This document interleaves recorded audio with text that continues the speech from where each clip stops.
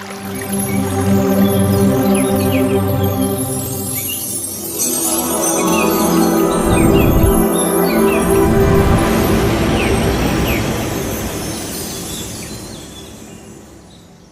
ಅವರ ನಮಸ್ತೆ. ಎಲ್ಲರಿಗೂ ನನ್ನ ನಮಸ್ಕಾರಗಳು. ನನ್ನ ಜನ್ಮದಾತರಿಗೂ ಮತ್ತು ಪತ್ರಿಜಿ ಗುರುಗಳಿಗೂ ಹಾಗೂ ರಂಗನಾಥ್ ಸರ್ಗೂ ನಾನು ನಮಸ್ಕರಿಸುತ್ತಾ ಇವತ್ತಿನ ಒಂದು ಸಣ್ಣ ವಿಷಯವನ್ನು ತಮ್ಮ ಮುಂದೆ ಪ್ರಸ್ತಾಪಿಸುತ್ತಾನೆ. ಜ್ಞಾನ ಪ್ರಾಪ್ತಿಗಾಗಿ ವಿಚಾರಧಾರೆ ಅಥವಾ ಪಂಚಮಧಾರೆ ಎನ್ನುವ ಒಂದು ಸಣ್ಣ ಪುಸ್ತಕವನ್ನು, ಅದರಲ್ಲಿ ಜ್ಞಾನಯೋಗಿಯವರು ತಿಳಿಸಿರುವಂತಹ ವಿಚಾರವನ್ನು ತಮ್ಮ ಮುಂದೆ ಪ್ರಸ್ತಾಪಿಸ್ತಾ ಇದ್ದೇನೆ. ಮನುಷ್ಯ ಹುಟ್ಟುವುದು ಏದಕ್ಕೋಸ್ಕರ ಮತ್ತೆ ಸಾಯೋದು ಏದಕ್ಕೋಸ್ಕರ ಎಂಬ ಒಂದು ಅರಿವನ್ನು ಮೂಡಿಸಿಕೊಳ್ಳುವುದಕ್ಕಾಗಿ ನಾವು ಅನೇಕ ವಿಷಯಗಳನ್ನು ಕಲಿಯಲು ಪ್ರಾರಂಭಿಸುತ್ತೇವೆ. ಇಲ್ಲಿ ಮನುಷ್ಯ ಈ ಪ್ರಾಪಂಚಿಕದಲ್ಲಿ ಮನುಷ್ಯ ಎಲ್ಲಿಂದ ಬರುತ್ತಾ ಹುಟ್ಟು ಮತ್ತೆ ಸಾವು ಯಾವ ರೀತಿ ನಡೆಯುತ್ತದೆ ಎಂಬುದನ್ನು ನಾವು ಮೊದಲು ಅರಿತುಕೊಳ್ಳಬೇಕು. ಆದ್ರೆ ನಮಗೆ ಅದರ ಕಷ್ಟ ಮತ್ತೆ ನಷ್ಟ ಏನು ಅಂತ ತಿಳಿದುಕೊಳ್ಳೋದಕ್ಕೋಸ್ಕರ ಜ್ಞಾನಿಗಳ ಹತ್ರ ಹೋದಾಗ ಅವರು ನಮಗೆ ತಿಳಿಸೋದು ಮೊದಲು ನೀನು ಧ್ಯಾನ ಮಾಡು, ಧ್ಯಾನಾಸಕ್ತನಾಗು, ಇದರಿಂದ ನಿಮ್ಗೆ ಎಲ್ಲ ಅರಿವು ಮೂಡುತ್ತದೆ. ಆನಂತರ ನಾವು ಮನುಷ್ಯರಾಗಿ ಹುಟ್ಟಬೇಕಾದರೆ ಎಲ್ಲಿಂದ ಬಂದೆವು, ಹೇಗೆ ಬಂದೆವು ಎಂದು ತಿಳಿಸಲು ಕೇಳಿದಾಗ ನಮ್ಮ ಜನ್ಮ 84 ಲಕ್ಷ ಜೀವರಾಶಿಗಳಲ್ಲಿ ಒಂದಾಗಿರ್ತದೆ. ಅದನ್ನು ನಾವು ಈ ಪ್ರಾಪಂಚಿಕ ಪ್ರದೇಶ ಹುಟ್ಟಬೇಕಾದರೆ ಈ ಎಲ್ಲಾ ಜೀವಿಗಳಿಂದಲೂ ಜನ್ಮ ಪಡೆದು ನಂತರ ಮನುಷ್ಯನಾಗಿ ಮಾನವ ಜನ್ಮ ಧರಿಸುತ್ತಾನೆ. ಈ ಮಾನವ ಜನ್ಮ ಅತಿ ಶ್ರೇಷ್ಠವಾದದ್ದು ಎಂದು ಹೇಳುತ್ತಾರೆ. ಮಾನವ ಜನ್ಮ ದೇವತೆಗಳ ಜನ್ಮಕ್ಕಿಂತಲೂ ಅತಿ ಉತ್ತಮವಾದ್ದು ಎಂದು ತಿಳಿಸುತ್ತಾರೆ. ಯಾವ ರೀತಿ ಎಂದರೆ, ದೇವತೆಗಳಿಗೆ ಸುಖದ ಸವಿಯನ್ನು ಸವಿಯಲು ಅವರಿಗೆ ದುಃಖದ ಅನುಭವ ಇರುವುದಿಲ್ಲ. ಹಸಿವನ್ನು ಸವಿಯಲು ಒಳ್ಳೆಯ ಊಟವನ್ನು, ಸಿಹಿಯಾದ ಊಟವನ್ನು ಸವಿಯಲು ಅವರಿಗೆ ಹೊಟ್ಟೆ ಹಸಿವಿರುವುದಿಲ್ಲ. ಅವರಿಗೆಲ್ಲವೂ ಆನಂದಮಯವಾಗಿರ್ತದೆ. ಆದ್ರೆ ಮಾನವ ಆ ರೀತಿಯಲ್ಲ. ಒಂದು ಕಷ್ಟವನ್ನು ಸವಿಯಲು ಸುಖವನ್ನು ಸವಿಯಲು ಕಷ್ಟವನ್ನು ಪಡಬೇಕು. ಅದೇ ರೀತಿ ಹಸಿವನ್ನು ನೀಗಿಸಿಕೊಳ್ಳಲು ಹಸಿವು ಇದ್ದರೆ ಮಾತ್ರ ಪಂಚಾಮೃತದ ಬೆಲೆ ಗೊತ್ತಾಗುತ್ತದೆ. ಇದು ಸದಾನಂದ ಆತ್ಮ ಮಾತ್ರ ದೊರೆಯುತ್ತದೆ ಎಂದು ಮಾನವ ಜನ್ಮ ಅತಿ ಮುಖ್ಯವಾಗಿರುತ್ತದೆ ಎಂದು ಶ್ರೇಷ್ಠ ಎಂದು ತಿಳಿಸುತ್ತಾರೆ. ಹುಟ್ಟಿದಾಗ ನಾವು ಏನು ತಂದಿಲ್ಲ, ಸತ್ತಾಗ ಏನು ತೆಗೆದುಕೊಂಡು ಹೋಗುವುದಿಲ್ಲ ಎಂಬ ನಾನುಡಿ ಇದೆ. ಆದರೆ ಅದು ತಪ್ಪು. ಏಕೆಂದ್ರೆ ನಾವು ಮಾಡಿದ ಪಾಪ ಪುಣ್ಯವನ್ನು ಹೊತ್ತುಕೊಂಡು ಬರುತ್ತೇವೆ ಮತ್ತು ಸತ್ತಾಗ ನಾವು ಈ ಜನ್ಮದಲ್ಲಿ ಮಾಡಿದ ಪಾಪ ಪುಣ್ಯಗಳನ್ನು, ಧ್ಯಾನ ಜಪಗಳ ನೋಡಿಯಲ್ಲಿ ಒಳ್ಳೆಯತನ ನಡವಳಿಕೆಗಳನ್ನು ಒತ್ತಿಕೊಂಡು ಹೋಗುತ್ತೇವೆ. ಇದು ನಮ್ಮ ಜೀವನ. ಅದೇ ರೀತಿ ಒಬ್ಬ ಜ್ಞಾನಿಯಾದವನು ಹಲವಾರು ವಿಷಯಗಳಲ್ಲಿ ಅಜ್ಞಾನಿತನವನ್ನು ತೋರಬೇಕು. ಯಾವುದರಲ್ಲಿ ಅಜ್ಞಾನಿತನವನ್ನು ತೋರಬೇಕು ಎಂದರೆ, ಅಶಾಶ್ವತ ವಿಷಯಗಳ ಬಗ್ಗೆ, ನಿಷ್ಪ್ರಯೋಜಕ ವಿಷಯಗಳ ಬಗ್ಗೆ, ನೀಚ ವಿಷಯಗಳ ಬಗ್ಗೆ ನಾವು ಅಜ್ಞಾನಿಯಾಗಿರಬೇಕು. ಇದರಿಂದ ನಮಗೆ ಯಾವುದೇ ರೀತಿಯಾದ ಉಪಯೋಗವಿರುವುದಿಲ್ಲ. ಮತ್ತೆ ಮಾನವನು ಮಾಡಬೇಕಾಗಿರುವುದು ಏನು ಮಾಡುತ್ತಿದ್ದಾನೆ ಎಂದು ತಿಳಿದುಕೊಳ್ಳಲು ನಿಜವಾಗಿಯೂ ಮಾನವನು ಆತ್ಮಶಕ್ತಿಯನ್ನು ಹೆಚ್ಚಿಸಿಕೊಳ್ಳುವುದು, ಮೋಕ್ಷವನ್ನು ಹೊಂದುವುದು. ಆದರೆ ನಾವು ಆತ್ಮಶಕ್ತಿಯನ್ನು ಕ್ಷೀಣಿಸಿಕೊಳ್ಳುತ್ತಿದ್ದೇವೆ, ಬಂಧನಕ್ಕೆ ಸಿಲುಕಿಕೊಂಡು ದುಃಖಕ್ಕೆ ಒಳಗಾಗುತ್ತಿದ್ದೆವು. ಇದರಿಂದ ಬಂಧನಕ್ಕೆ ಸಿಲುಕೊಳ್ಳುವುದು ಸಂತೋಷವೆಂದು ಭಾವಿಸಿ ಅದರಲ್ಲೇ ಜೀವನ ಸಾಗಿಸಿದ್ದೇವೆ. ಇದು ತುಂಬಾ ತಪ್ಪಿನ ಅರಿವು. ಮಾನವನಿಗೆ ದೇವರು ಮತ್ತೊಂದು ವರವನ್ನು ಕೊಟ್ಟಿದ್ದಾರೆ. ಏನೆಂದರೆ ವಾಕ್ಚಾತುರ್ಯ. ಪ್ರಪಂಚದಲ್ಲಿ ಯಾವುದೇ ಪ್ರಾಣಿ ಪಕ್ಷಿಗಳಿಗೆ ಅಥವಾ ಜೀವರಾಶಿಗಳಿಗೆ ಈ ವಾಕ್ಚಾತುರ್ಯ ಇಲ್ಲ. ನಮ್ಮ ವಾಕ್ಚಾತುರ್ಯ ಯಾವ ರೀತಿ ಇರಬೇಕಂದ್ರೆ, ಒಳ್ಳೆಯ ಮಾತುಗಳನ್ನು ಆಡುವುದು ಅತಿ ಮುಖ್ಯ. ಕೆಲವು ಸಂದರ್ಭಗಳಲ್ಲಿ ಮೌನವಾಗಿರುವುದೇ ಉತ್ತಮ ಎಂದು ತಿಳಿಸುತ್ತಾರೆ. ಅಲ್ಲಿ ನಮಗೆ ಕೆಟ್ಟದ್ದು ಎಂದು ತಿಳಿದಾಗ ಆ ಒಂದು ಸ್ಥಳದಲ್ಲಿ ನಾವು ಮೌನವಾಗಿರಬೇಕು. ಅರ್ಥಗರ್ಭಿತವಾದ ಮಾತನ್ನಾಡುವುದು ಕಲಿತರೆ ಒಳಿತು ಎಂದು ಹೇಳುತ್ತಾರೆ. ಮತ್ತೆ ಆರೋಗ್ಯ, ನಾವು ಅನಾರೋಗ್ಯವೇ ನಮಗೆ ದುರಾದೃಷ್ಟ ಎಂದು ತಿಳಿಸುತ್ತಾರೆ.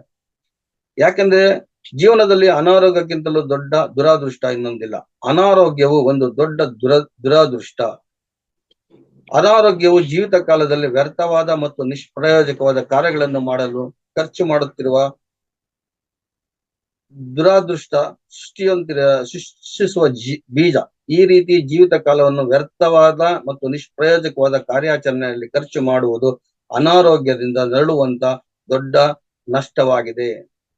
ಇದಕ್ಕೆ ಪಶ್ಚಾತ್ತಾಪ ಪಡಬೇಕು. ಪಶ್ಚಾತ್ತಾಪ ಯಾವ ರೀತಿ ಅಂದ್ರೆ, ಮಾಡಿದ ಪಾಪಕ್ಕೆ ಪಶ್ಚಾತ್ತಾಪವೇ ನಿಜವಾದ ಪಶ್ಚಾತ್ತಾಪ. ಆದ್ರೆ ಇಲ್ಲಿ ಪಶ್ಚಾತ್ತಾಪವೆಂದರೆ ಏನೆಂಬುದು ಸ್ಪಷ್ಟವಾಗಿ ಅರ್ಥ ಮಾಡಿಕೊಳ್ಳಬೇಕು. ಮಾಡಿದ ಪಾಪಕ್ಕೆ ಅಯ್ಯೋ ಹೀಗೆ ಮಾಡಿಬಿಟ್ಟೆನಲ್ಲ ಎಂದು ಪರಿತಪಿಸುವುದು ಮಾತ್ರವೇ ಅಲ್ಲ, ಮಾಡಿದ ತಪ್ಪನ್ನು ಮತ್ತೆ ಎಂದಿಗೂ ಮಾಡದಿರುವುದೇ ನಿಜವಾದ ಪಶ್ಚಾತ್ತಾಪ. ಮತ್ತೆ ನಾವು ಗಂಡಸು ಎಂದರೇನು, ಗಂಡಸುತನವೆಂದರೇನು ಎಂದು ತಿಳಿದುಕೊಳ್ಳಲು ಬರೀ ನಾವು ಸಂಸಾರ ಮಾಡುವುದಷ್ಟೇ ಅಲ್ಲ, ಭಯಪಡುವುದನ್ನು ಬಿಡಬೇಕು, ಧೈರ್ಯವಾಗಿರಬೇಕು, ಮಾಯೆಗೆ ವಶನಾಗದಿರಬೇಕು, ಪಾಪ ಕರ್ಮಗಳನ್ನು ಮಾಡಬಾರದು, ಚಿಂತೆ ದುಃಖಗಳಿಗೆ ಒಳಗಾಗಬಾರದು, ಅಸಂತೃಪ್ತಿ, ಅಶಾಂತಿ, ಆವೇದನೆ, ವ್ಯರ್ಥಗಳಿಗೆ ಒಳಗಾಗಬಾರದು, ಇಂದ್ರಿಯಗಳನ್ನು ನಿಗ್ರಹಿಸಬೇಕು, ಏನನ್ನೂ ಲೆಕ್ಕಿಸಬಾರದು, ಕಷ್ಟ ನಷ್ಟಗಳು ಎದುರಿಸಲು ಸದಾ ಸಿದ್ಧನಾಗಿರಬೇಕು. ಇದುವೇ ನಮ್ಮ ಗಂಡಸುತನ, ಪುರುಷತ್ವ ಎಂದು ತಿಳಿಸುತ್ತಾರೆ. ಮತ್ತೆ ವಿವೇಕವನ್ನು ಬಿಡಬೇಕು. ವಿವೇಕ ಎಷ್ಟೇ ಇದ್ದರೂ ಸಲಹೆಯನ್ನು ಪಡೆಯುವುದು ತಪ್ಪಲ್ಲ. ಆದರೆ ಎಷ್ಟು ಸಲಹೆಗಳನ್ನು ಪಡೆದರೂ ಆಲೋಚನೆ ಮತ್ತು ವಿವೇಕಗಳಿಲ್ಲದರಿಂದ ತೀರ್ಮಾನವನ್ನು ತೆಗೆದುಕೊಳ್ಳುವುದು ಸರಿಯಲ್ಲ. ವಿವೇಕಗಳಿಲ್ಲದೆ ತೀರ್ಮಾನವನ್ನು ತೆಗೆದುಕೊಳ್ಳುವುದು ಸರಿಯಲ್ಲ. ಸಲಹೆಯನ್ನು ಪಡೆಯಬೇಕು, ವಿವೇಕವನ್ನೂ ಹೊಂದಿರಬೇಕು. ವಿವೇಕಿ ಸದಾ ನಿಶ್ಚಿಂತೆಯಾಗಿರುತ್ತಾನೆ.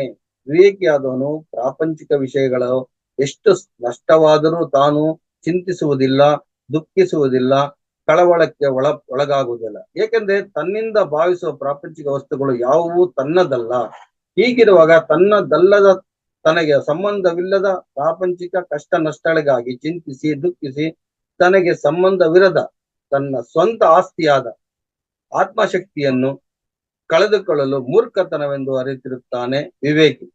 ಆದ್ದರಿಂದ ವಿವೇಕಿಯಾದವನು ಇಂತಹ ಸಂದರ್ಭದಲ್ಲಿ ಚಿಂತಿಸದೆ, ದುಃಖಿಸದೆ, ನಿಶ್ಚಿಂತೆಯಾಗಿ, ನಿರ್ಭಯವಾಗಿ, ನೆಮ್ಮದಿಯಾಗಿ, ತೃಪ್ತಿಯಾಗಿ, ಆನಂದವಾಗಿರುತ್ತಾನೆ. ಒಬ್ಬರಿಂದ ಮತ್ತೊಬ್ಬರಿಗೆ ಬೆಲೆ ಬರುತ್ತದೆ. ಯಾವ ರೀತಿ ಅಂದರೆ, ಬಡವನಿದ್ದರೆ ಸಿರಿವಂತರಿಗೆ ಬೆಲೆ, ದಡ್ಡರಿದ್ದರೆ ಬುದ್ಧಿವಂತರಿಗೆ ಬೆಲೆ, ಕುರೀಪುಗಳಿದ್ದರೆ ಅಂಧಗಾರರಿಗೆ ಬೆಲೆ, ರೋಗಿಗಳಿದ್ದರೆ ವೈದ್ಯರಿಗೆ ಬೆಲೆ. ಆದ್ದರಿಂದ ಒಬ್ಬರನ್ನು ನಾವು ನಿಂದಿಸಬಾರದು. ಪಾಪ ಕಾರ್ಯಗಳನ್ನು ಮಾಡುವ ವಿಚಾರದಲ್ಲಿ ಅಂಗವಿಕಲನಾದರೆ ಆಗ ನಮಗೆ ಆರೋಗ್ಯವಾಗಿರುತ್ತದೆ. ಯಾವುದು ಎಂದರೆ, ಪಾಪ ಕಾರ್ಯಗಳು, ಚಾಡಿ ಮಾತುಗಳನ್ನು ಕೇಳುವಾಗ ನಾವು ಕಿವುಡಾಗಿರಬೇಕು. ತನ್ನನ್ನು ಯಾರಾದರೂ ಹೊಗಳಿದಾಗ ಕಿವುಡಾಗಿರಬೇಕು. ತನ್ನನ್ನು ಯಾರನ್ನು ತೆಗಳಿದಾಗ ಆವಾಗೂ ಕಿವುಡಾಗಿರಬೇಕು. ಕೆಟ್ಟ ಮಾತುಗಳನ್ನು ಮಾತಾಡುವಾಗ ನಾವು ಮೂಕಿಯಾಗಿರಬೇಕು. ಕೆಟ್ಟ ಮಾತುಗಳನ್ನು ಕೇಳುವಾಗ ಕಿವುಡಿಯಾಗಿರಬೇಕು. ಪರಸ್ತ್ರೀಯರನ್ನು ನೋಡುವಾಗ ಕುರುಡನಾಗಿರಬೇಕು. ಕೆಟ್ಟ ದುಷ್ಟಗಳನ್ನು ನೋಡುವಾಗ ಕುರುಡನಾಗಿರಬೇಕು. ಕೆಟ್ಟ ಕಾರ್ಯಗಳನ್ನು ಮಾಡುವಾಗ ಅಂಗವಿಕಲನಾಗಿರಬೇಕು. ಕೆಟ್ಟದ ಕಡೆಗೆ ನಡೆಯಲು ಕುರುಡನಾಗಿರಬೇಕು. ಇದು ಅಂಗವಿಕಲದಿಂದ ನಮಗಾಗುವ ಪ್ರಯೋಜನ. ಆಸೆ ಒಂದು ಮಿತಿಯಾಗಿರಬೇಕು. ಆಸೆ ಇರಬೇಕು, ಆದ್ರೆ ಅದು ಒಂದು ಮಿತಿಯಲ್ಲಿದ್ದರೆ ತುಂಬಾ ಉತ್ತಮ. ನಮಗೆ ಒಂದು ವಸ್ತುವಿನ ಮೇಲೆ ಆಸೆ ಇಟ್ಟಾಗ ಅದನ್ನು ತ್ಯಜಿಸುವಂತ ಮನಸ್ಸು ಸಹ ಇದ್ದರೆ ಅದರಿಂದ ದುಃಖ ನಮಗೆ ಸಂಭವಿಸುವುದಿಲ್ಲ. ಮನೋಪವಿತ್ರತೆಯಿಂದ ಮನುಷ್ಯನಿಗೆ ದೊರೆಯುವ ಲಾಭ. ನಮ್ಮ ಮನಸ್ಸು ಪವಿತ್ರವಾಗಿರ್ಬೇಕಾದ್ರೆ ಕೆಲವನ್ನು ನಾವು ರೂಢಿಸಿಕೊಳ್ಳಬೇಕು. ಜ್ಞಾನ ತಾನಾಗಿಯೇ ಅಂದರೆ ಆರ್ಜಿಸುವುದೇ ಉದಯಿಸುತ್ತದೆ. ಬುದ್ಧಿ ವಿವೇಕಗಳು ಹೆಚ್ಚುತ್ತವೆ. ಮನಸ್ಸಿನ ಶಕ್ತಿ ಹೆಚ್ಚುತ್ತದೆ. ಆತ್ಮಶಕ್ತಿ ಹೆಚ್ಚುತ್ತದೆ. ಕಷ್ಟಪಟ್ಟು ಆರ್ಜಿಸಿದ ಪುಣ್ಯದ ಫಲ ಕರಗದೆ ಫಲಿಸುತ್ತದೆ. ತನಗೆ ಪ್ರತಿಭೆ ಯಾವ ಅಡ್ಡಿ ಆತಂಕಗಳು ಇಲ್ಲದೆ ಪ್ರಜ್ವಲಿಸುತ್ತದೆ ಮತ್ತು ಪ್ರತಿಭಾ ಶಕ್ತಿ ಹೆಚ್ಚಿಸುತ್ತದೆ. ಅದೃಷ್ಟಕ್ಕೆ ಧಕ್ಕೆ ಬರುವುದಿಲ್ಲ ಮತ್ತು ಅದೃಷ್ಟ ಹೆಚ್ಚುತ್ತಲೇ ಇರುತ್ತದೆ. ಆತ್ಮ ಉನ್ನತಿಯ ಕಡೆಗೆ ಸಾಗುತ್ತದೆ. ದೇವರು ಪವಿತ್ರ ಮನಸ್ಸಿನಲ್ಲಿ ವಾಸವಾಗಿರುತ್ತಾನೆ. ಜ್ಞಾನ ಸಾಧನೆ ಸುಲಭವಾಗುತ್ತದೆ. ಆಧ್ಯಾತ್ಮಿಕ ವಿಚಾರಗಳಲ್ಲಿ ಅನೇಕ ಸಿದ್ಧಿಗಳು ಪಡೆಯುತ್ತವೆ. ಇದು ನಮ್ಮ ಮನೋಪವಿತ್ರತೆಯಿಂದ ದೊರೆಯುವ ಲಾಭಗಳು.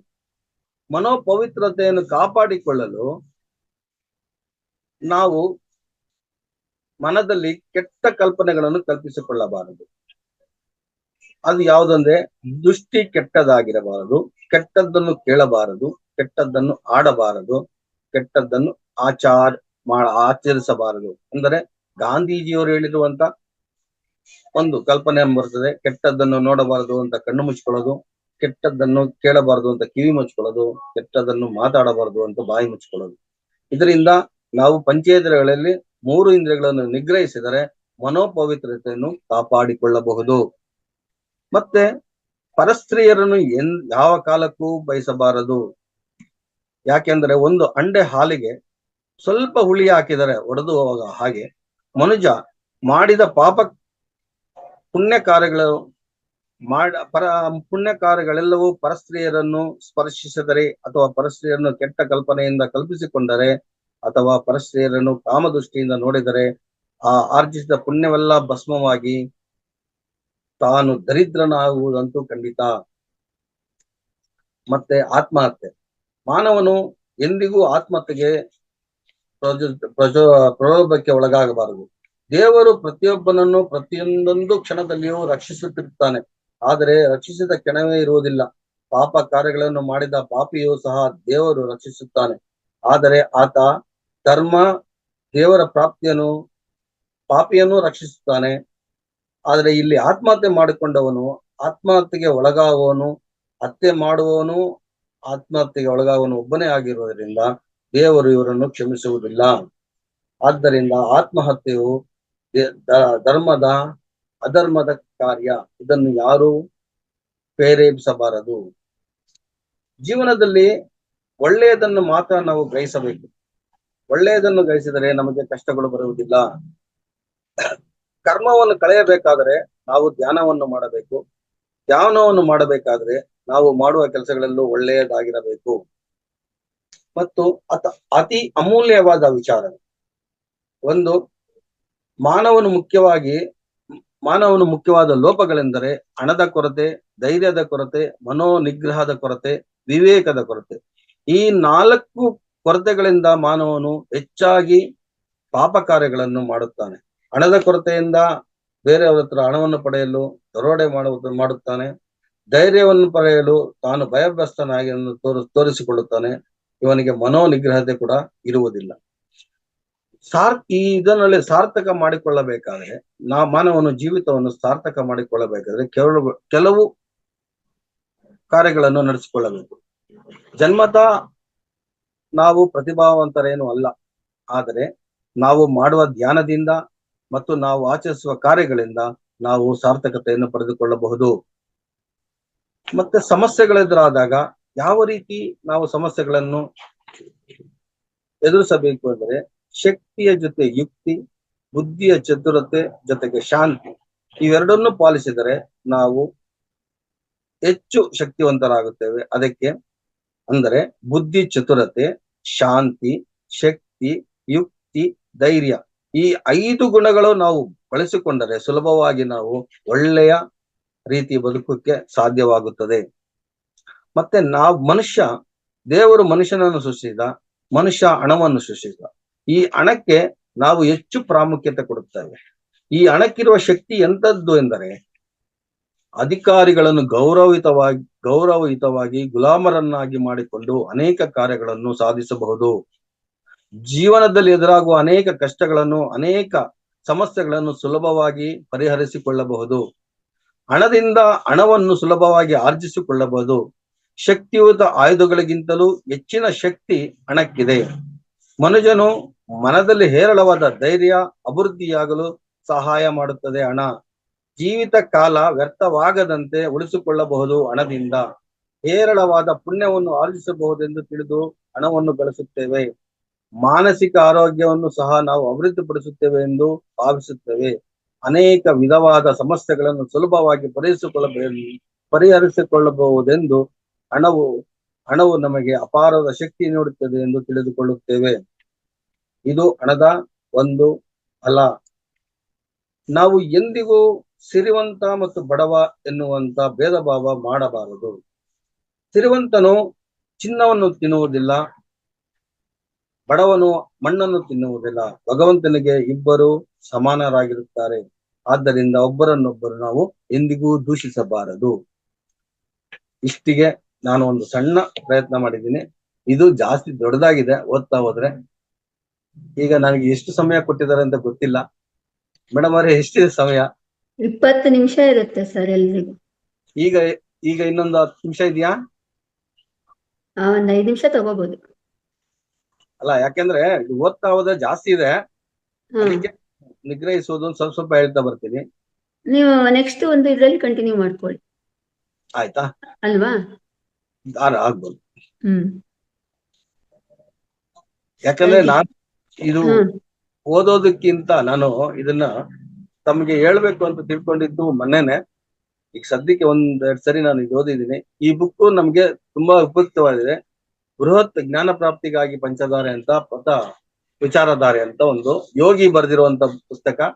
ಇದನ್ನ ಮುಂದೆ ಓದ್ತಾ ಇದ್ರೆ ನಮ್ಗೆ ತುಂಬಾ ಅನುಕೂಲ ಇದೆ. ಪ್ರಾರಂಭದಲ್ಲಿ ಸ್ವಲ್ಪ ಅಡೆತಡೆಗಳಿದೆ, ಆದ್ರೆ ಮುಂದೆ ಹೋಗ್ತಾ ಹೋಗ್ತಾ ತುಂಬಾ ಉಪಯುಕ್ತವಾದಂತ ವಿಷಯವನ್ನ ನಾವು ತಿಳಿದುಕೊಳ್ಬಹುದು. ಈ ಆಸೆ ಕಾಳು ಇಂದ್ರಿಯಗಳನ್ನು ನಿಗ್ರಹಿಸೋದು ಎಲ್ಲಾನು ಮುಂದೆ ಬರ್ತದೆ. ಆದ್ರೆ ತಾವ್ ಹೇಳ್ದಂಗೆ ಮುಂದಿನ ಸಲ ಇದನ್ನ ಕಂಟಿನ್ಯೂ ಮಾಡ್ತೀನಿ. ಈ ಅವಕಾಶ ಕೊಟ್ಟಿದ್ದಕ್ಕೆ ಎಲ್ಲರಿಗೂ ಧನ್ಯವಾದ.